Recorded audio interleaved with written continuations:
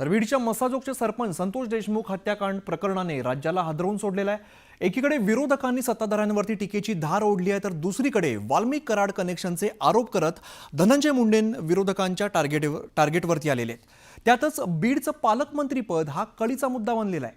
धनंजय मुंडेंना बीडचं पालकमंत्रीपद देण्यास जोरदार विरोध होतोय। अशा परिस्थितीत महायुतीच्या मुख्य नेत्यांनी बीडचं पालकत्व घ्यावं अशी मागणी विरोधकांसह स्थानिक सत्ताधारी आमदारांकडून होती।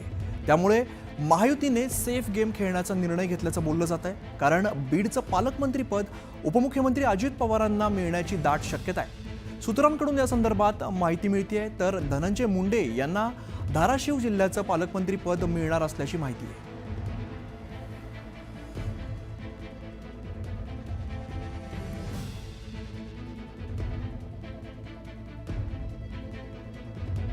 आणि शेवटी हा अधिकार मुख्यमंत्री दोन्ही उपमुख्यमंत्र्यांचा आहे। एकत्रितपणाने बसून त्या संदर्भामध्ये निर्णय त्या ठिकाणी घेते। पक्षाध्यक्ष म्हणून ज्या वेळेला चर्चा करायची आहे त्याला जरूर दादांच्या जवळ या विषयावरती मी चर्चा करेन। बीड जिल्ह्याचं पालकमंत्रीपद राष्ट्रवादीकडे हे पूर्वी होतं, आताही त्यांनी मागितलेलं आहे त्यांच्या यादीमध्ये, आणि त्यांना जेव्हा ते जाईल त्या ठिकाणी पालकमंत्री कोण नेमाचा अधिकार त्यांच्या पक्षाचा आहे, त्यामुळे त्या पक्षाने निर्णय करायचा आहे। जे प्रशासनात नसणाऱ्या लोकांच्या इशाऱ्यावर डोलत होतं, नाचत होतं, ते तर निश्चित थांबलं पाहिजे। शेवटी प्रशासनिक यंत्रणा आहे, राज्य एक संकल्पना आहे, अशा पद्धतीनंच राज्य चाललं पाहिजे। आणि बीडमध्ये हे सगळं गुंडाळून ठेवलेलं होतं। मला असं वाटतं निश्चित जर सरकारने अजितदादांनाही द्यायचा निर्णय घेतला असेल तर तो चांगला निर्णय होईल। जर राष्ट्रवादी काँग्रेसचे आमदार जास्त असल्यामुळे त्याचा क्रायटेरिया लावून किंवा राष्ट्रवादीचा जिल्हा म्हणून जर राष्ट्रवादी काँग्रेसकडे ते जाणार असलं तर ती स्वतः अजितदादांनी ते पालकमंत्रीपद घ्यावा ही माझी मनातूनची इच्छा आहे। तिचं कारण असं आहे की एकदा ते पालकमंत्रीपद दादांकडे आलं की दादांना कळेल की या जिल्ह्यात काय काय झालंय मागच्या 5 वर्षात। त्याच्यामुळे दादांनी जर स्वतः पालकमंत्रीपद घेतलं तर मी त्याचं कौतुकच करीन आणि त्यांचं स्वागतही करीन। तर बीडचे पालकमंत्री हे दादाच असणार आहेत। बीडचं पालकमंत्रीपद हे अजितदादांकडे जाणार अशी बातमी समोर येते। तर बीडचे पालकमंत्री दादा होत आहेत, तर धनंजय मुंडे यांना धाराशिवचं पालकमंत्रीपद दिलं जाण्याची शक्यता आहे।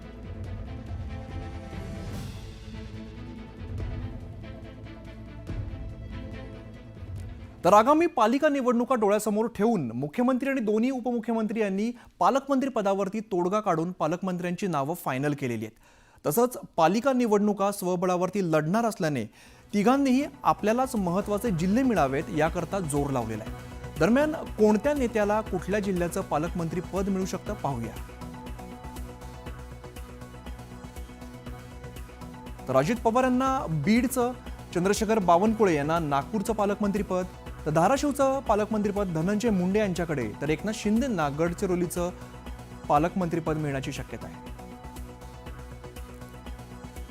संभाव्य पालकमंत्र्यांची यादी आपण पाहतो। शंभूराज देसाईंना सांगली, शिवेंद्रराजे भोसले यांना सातारा, हसन मुश्रीफ यांना कोल्हापूर, तर अहमदनगरचं पालकमंत्रीपद राधाकृष्ण विखे पाटील यांना मिळण्याची शक्यता आहे। तर इकडे अमरावतीमध्ये चंद्रकांत पाटलांना पालकमंत्री पद मिळण्याची शक्यता आहे, तर गिरीश महाजन यांना लातूर, योगेश कदम यांना मुंबई शहर, तर मुंबई उपनगरसाठी मंगलप्रभात लोढा यांचं नाव समोर येत आहे।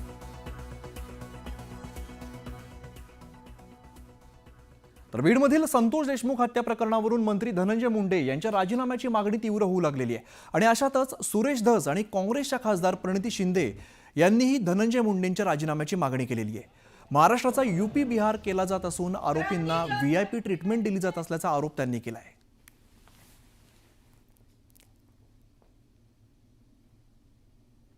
100% झालाच पाहिजे। जर ते ह्या प्रकरणात पूर्ण प्रकरणात ते आहेत असं दिसून येते एकंदरीत, आणि काँग्रेसचं सत्ता असताना वारंवार जेव्हा राजीनामे मागितले जायचे तेव्हा द्यायचे आम्ही, एकंदरीत जबाबदारी घेऊन, नैतिक जबाबदारी घेऊन ते दिले गेले होते, जरी दोषी नसायचे तरी पब्लिक प्रेशरमुळे. पण इथे मला असं वाटतं अतिशय निगरगट्ट आणि अहंकारी सरकार आहे आणि लवकर हलतील असं दिसत नाही. नैतिकतेच्या आधारावर जर म्हणलं तर 100% प्रकाशदादा सोळंके जे बोललेले आहेत त्याला माझं समर्थन आहे. परंतु आजच त्यांचा त्या प्रकरणाशी संबंध आहे असं मी म्हणणार नाही. पण माझं मत आहे त्यांनी काही दिवस जोपर्यंत संतोष देशमुख यांच्या खून प्रकरणाची चौकशी होत नाही, पूर्ण होत नाही, चार्जशीट दाखल होत नाही, तोपर्यंत त्यांनी पदावर राहावं असं मला वाटत नाही. एक तर त्यांनी बिन खात्याचे मंत्री म्हणून राहावं किंवा अजितदादा पवारांनी त्यांना थोडंसं बाजूला सरकावं अशी एकंदरीत सर्व जनतेची भावना आहे. संतोष देशमुख हत्या प्रकरणी अन्न नागरी पुरवठा मंत्री धनंजय मुंडे यांच्या राजीनाम्याचा निर्णय SIT अहवाल आल्यानंतर होईल असं वक्तव्य जलसंपदा मंत्री राधाकृष्ण विखे पाटील यांनी केलेलं आहे.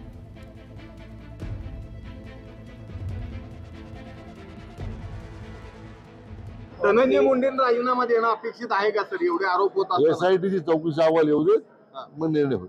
धनंजय मुंडेंना राजीनामा देणं अपेक्षित आहे का सर? एवढे आरोप होत असताना SITची चौकशी अहवाल येऊ दे, मग निर्णय होईल. तर संतोष देशमुख प्रकरण इलेक्शन फंडवरून झालं असा खळबळजनक आरोप शरद पवारांच्या पक्षाचे आमदार जितेंद्र आव्हाडांनी केलेला आहे. 2 कोटींची जी वसुली आहे ती इलेक्शन फंडवरून झालेली वसुली आहे असा दावा आव्हाडांनी केलाय. तर कोस्टल रोड सुद्धा फक्त इलेक्शन फंडसाठी केलेला प्रकल्प आहे असंही आव्हाड म्हणाले.